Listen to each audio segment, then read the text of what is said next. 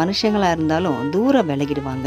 நல்லவங்க எல்லாம் நம்மள தேடி வருவாங்க. கெட்டவங்க எல்லாம் நம்மள விட்டு விலகுவாங்க.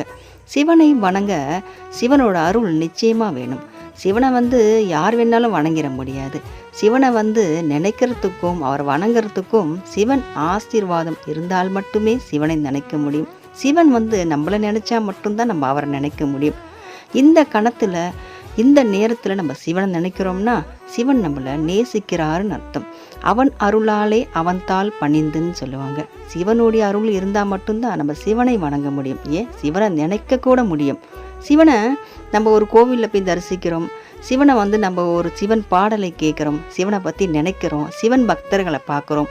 இதெல்லாம் சிவன் அருள் நமக்கு இருந்தால் மட்டுமே நம்ம இதெல்லாம் பார்க்க முடியும். எதர்ச்சியாக ஒரு சிவன் பக்தரை நம்ம பார்க்குறோம்.